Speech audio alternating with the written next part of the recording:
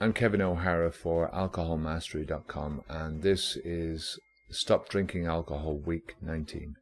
So everyone's gone home, the party's over. My dad's 80th birthday went really well. I'm afraid to weigh myself because I think we went out nearly every night of the week, and restaurant food is just not conducive to losing weight, so I'm sure I put on a few pounds, but Thursday is weigh-in day, so I'll know then. I'm back on track and just eating good food again, and it's good. It's good to get rid of everyone as well, you know, get the peace and quiet back. Apart from the first day, I didn't really have any problems with alcohol. The first day was the big party when everyone got together. My brother came over a few days earlier, one of my brothers. But when everyone got together and we were out in this restaurant in the countryside, very nice, sitting outside in the open air underneath a big tree, and the alcohol was coming out, you know, obviously the big beers, everyone was ordering pints of beer. It's just a habit thing. It's one of those things that triggers my cravings. You know, and I don't believe it's a cravings for alcohol. It's just the craving for getting back to the situation. Your brain it tries to force everything into a habit.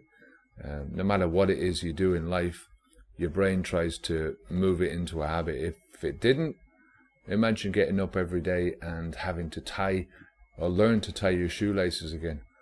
I mean, you'd freeze up, you'd be overwhelmed by everything. So your brain, basically, you've got hundreds and hundreds of habits that you do every single day. And I'm not talking about your instinctual stuff like your breathing and your heartbeat, and, you know, just actions that you do, the way you think, the way you do things, the way you move, you know, even going down to which hand do you reach out for things for and you do things with. It's just all a form of habit. And it's very difficult to try and move away from a habit. Your brain will automatically try and go back to a habit. So even after nearly 20 weeks, 5 months off the beer, it's still, you know, when you get into that situation where everyone's around and normally I would be drinking, the brain just very easily flows back into that. But it's only a very short period. It's not, if you let it get into your head, then obviously it's gonna have a bigger effect, but you've just got to divert your attention elsewhere. So I just had a great laugh. I mean, honest to God,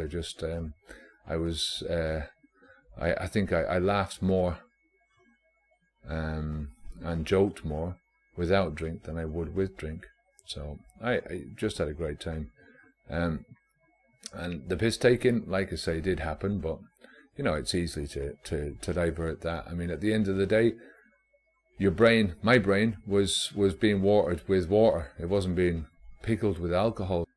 A common mistake that people make is to become frustrated because they've had a setback.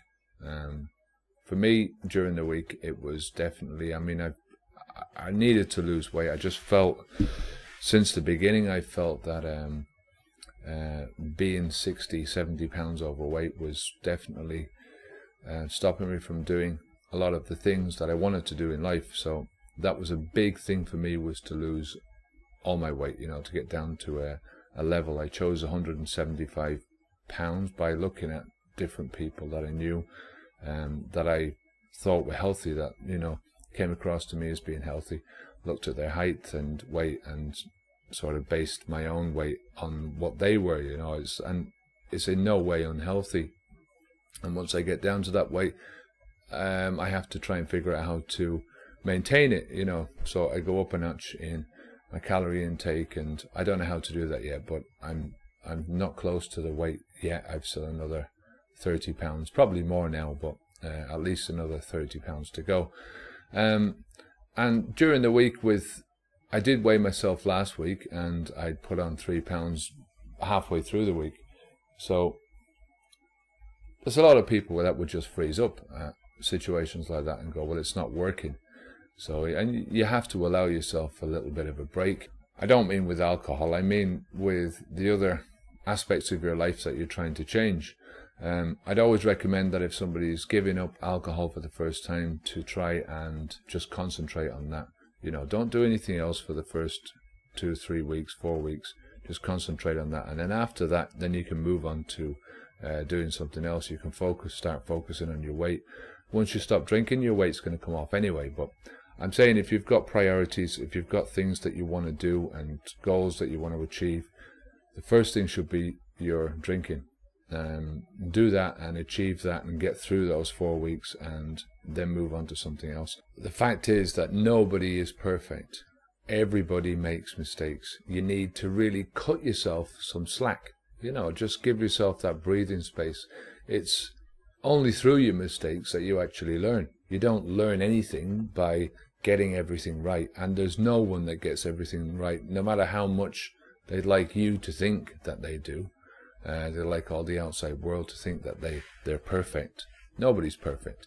When I was drinking, my eating used to go out of control as well, because I wanted the quick fix of fast food. So after nearly every drinking session, I'd go down to the local takeaway and just be ordering the most greasiest, saltiest food that I could find, you know, the quick fix.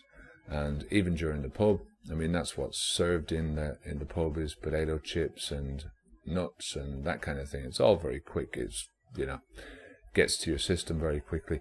But without the alcohol in your body, you don't make the wisest of choices. I mean, you do go for the stuff, there's a bit more fat content in the food, but it's not there anyway. When you're out with your family, the last thing you want to be doing is chumping away on a salad, you know. So I had one of my favorites, which was pie and chips one night, and I had fish and chips another night, and they're the types of things that I wouldn't normally eat.